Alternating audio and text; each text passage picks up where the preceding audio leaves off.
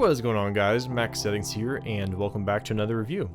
In today's review, we are going to be taking a look at two different IEMs and comparing them, being the Moondrop SSR and the TIN T2 Plus. But anyway, before we hop on into today's review, I just have to give a big shout out to Shenzhen Audio for providing both of these IEMs for review. Shenzhen Audio is an online audio retailer that carries many different brands, and they are also the main distributor for Moondrop. So I will link their store below if you would like to purchase either of these IEMs or take a look at some of the other products that they sell. But once again, big thanks to them for providing both of these for review. But anyway, the Moondrop SSR and the TIN T2 Plus both came out roughly around the same time, and they are priced relatively similar to each other. The SSR is coming in at about $40, and the T2 Plus is coming in at about $60, but as of the time of filming is on sale for about $50. So they are about $10 to $20 apart from each other, and they came out right around the same time. So I thought they would be pretty fair to compare to each other to see which one, if either of them, is worth your time and money. But anyway, let's go ahead and get specs out of the way. So the Moondrop SSR is coming in at a $40 MSRP. It is using a 16 ohm dynamic driver with a frequency response of 20 to 20,000 hertz. And that's all the specs given for that one. And the T2 Plus is coming in at a $60 MSRP with a 32 ohm dynamic driver with 104 dB per volt sensitivity and a frequency response of 10 to 20,000 hertz. Now let's go ahead and get build out of the way. So the Moondrop SSR is a very small IEM actually. It is shaped kind of like a heart, almost like a heart-shaped IEM with a metal body, and you have like an Allen key there to, I believe, to screw the IEM body together. And it's very, very thin body overall.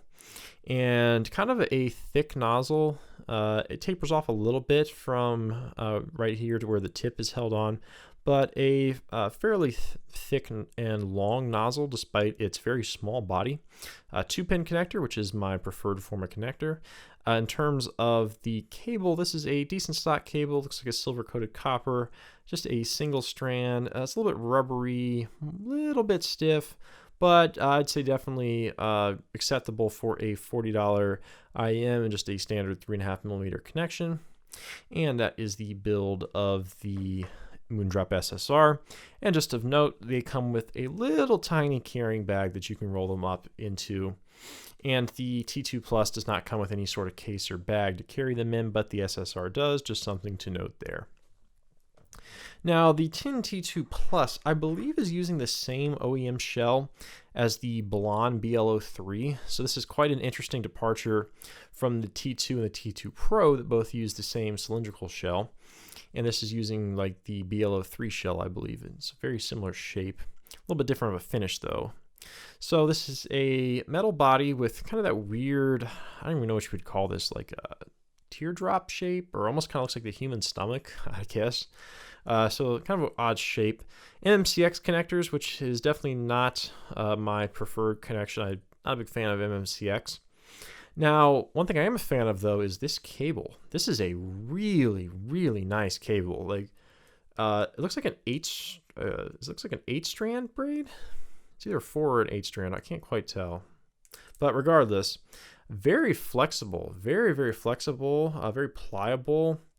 It's a really nice cable overall. Actually, one of the better stock IEM cables I've seen at any price point, let alone $60. So this is a fantastic cable. Big props to TIN for providing such a nice cable, especially with an IEM of this price point. So that is the build overview on the T2 Plus. Now, in terms of comfort, the SSR is in the same league of the Blessing 2 of being more or less the most comfortable universal IEM I've ever worn. I do not have a problem with the thick nozzle on these either, but they are extremely light and extremely small. Like, they're so small, there's really like almost no way for it to almost interact with anything else in like your inner ear structure. They kind of just go right in your ear canal, and this thing just kind of sits right on the outside of it. They're just too small to really interact with anything in your inner ear to cause you discomfort, at least in my experience with my ear shape. And I find these extremely comfortable overall to wear. Now, in terms of the T2 Plus, I know a lot of people complain about the fit of these with like the Balon BL03 that, once again, I believe use the same shell. And these I don't find uncomfortable, but they don't fit great. They feel like they're always about to fall out, and they're kind of loose, and they're just hard to get to sit right in your ear. I don't think they're uncomfortable, but they just feel kind of awkward, and like I feel like they're always going about to just break the seal. So not a huge fan of the fit on these, but I wouldn't call them uncomfortable by any means. Okay, so now moving into the sound of these two IEMs.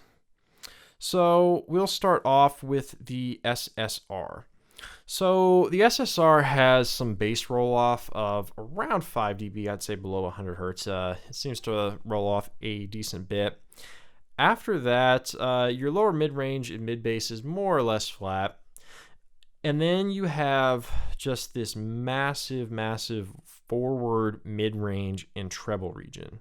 This mid-range is like 4 or 5 dB forward, and the treble is also probably like 3 or 4 dB forward from where I would personally call a quote-unquote neutral signature. These are very, very mid-forward and very bright and very shouty. And I can't say I am a big fan of how these are tuned, and we'll talk a little bit more about that in just a second. Moving on to the T2 Plus. The T2 Plus has about a 5 dB sub bass and mid bass boost, and it actually has a very similar bass response to the TIN T4 in terms of measurements. It measures very similar in the bass region to the T4. After that, there is a little bit of a recession at 1K, followed by a overly forward 1.5K. So the 1.5K comes up a little bit too early. That gives them a little bit of a shout there, kind of like maybe like a Stax Lambda shout, like that 1.5K kind of shout. But that's once again exacerbated by that little bit of a dip at 1K due to the sub bass. But other than that, the rest of the mid-range tuning is relatively inoffensive. But there's like a 6K and a 9K peak that kind of bother me. So you do have a little bit of sibilance there in that like 6 to 8K region, and that 9K peak is a little bit bothersome to me.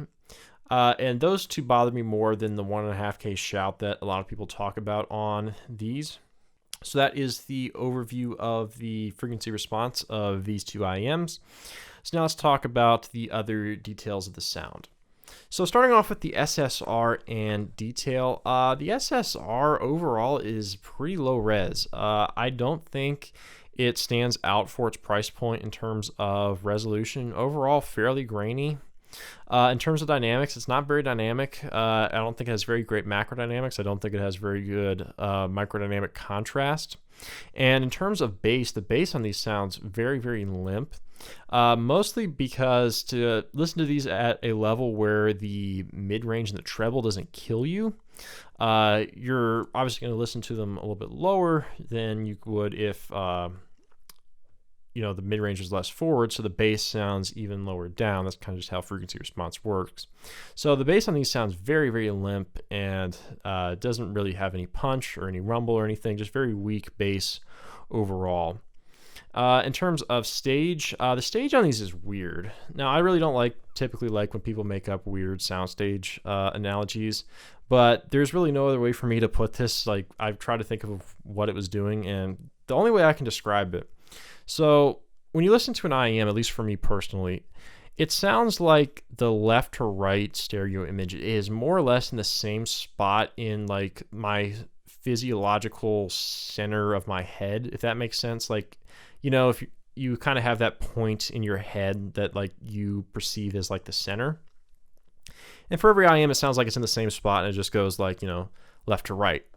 The SSR, it sounds like the center image is above where the left and the right image is. It almost like images almost like a triangle, where it's like, all right, anything centers up and higher than I'm used to, and then everything on the sides is about where it should be. So it almost kind of images in like a triangle. It's very, very strange. I've never heard anything that quite images like this.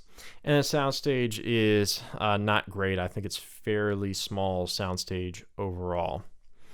And in terms of timbre, pretty bad actually. That shout and treble just makes it sound exorbitantly plasticky and off-putting. And I just don't think these sound particularly great. And we're going to go even harder on them in just a second after we talk about the T2 Plus. Now, the T2 Plus really surprised me. I haven't necessarily been the biggest fan of tin audio products. I never really liked the T2 that much. I thought the T4 was okay. And the P1 was kind of like, it's all right. This is my favorite tin audio product I've heard to date, which I was not expecting to say. Now, in terms of detail, these are really detailed for their price point. I'm actually surprised. From memory, these I think are almost on the level of the T4 in terms of detail. I think they're very, very detailed for their price point. Now, in terms of dynamics, this is where this really surprised me, because I always thought that, the tin IEMs sounded pretty dead and boring. These are not. These things punch. I'm really surprised. Despite having the same bass response as the T4, they sound much punchier and more macrodynamic overall. Really decent dynamic contrast for the price. Overall, good microdynamics, good slam, good rumble overall. Now, in terms of stage, fairly average. Imaging also about average, nothing noteworthy there. Timbre on them is a little bit on the plasticky side, but nothing terrible, especially for the price point. So overall, the technicalities of this thing are really good, and honestly the best that I've heard almost out of any tin product. I'm really surprised to say that about the T2 Plus, because I was not expecting to say that a tin hi-fi product has very good bass. That's just not something that I associate with tin products generally. Okay, so now let's talk about my kind of conclusions of the two of these IEMs. So the SSR, I just really don't think sounds very good. The mid-range in the treble is way too forward on this, and it just sounds shouty, shrill, and somehow sounds thin. I guess because the mids are just so forward, and you have no lower mid-range and no bass, and it just makes everything just sound really shrill and thin, not very detailed, pretty compressed. And overall, the SSR I just don't like, which is kind of disappointing coming off of the fantastic, the Starfield and the Blessing 2 are both fantastic for their price point. And I really don't think the SSR is good, even for its price point. I'm not a huge fan of the T2, but I like the T2 more than I like the SSR. Now, the T2 Plus, on the other hand, I actually think has really good technicalities for its price point, but it is marred by a somewhat off tuning, but it's not egregiously bad. I could see it's definitely going to bother some people. Some people are going to be fine with its stock, but I think with 3 or 4 EQ bands, I think you could fix this thing and get it to a point where it's pretty solid for its price point.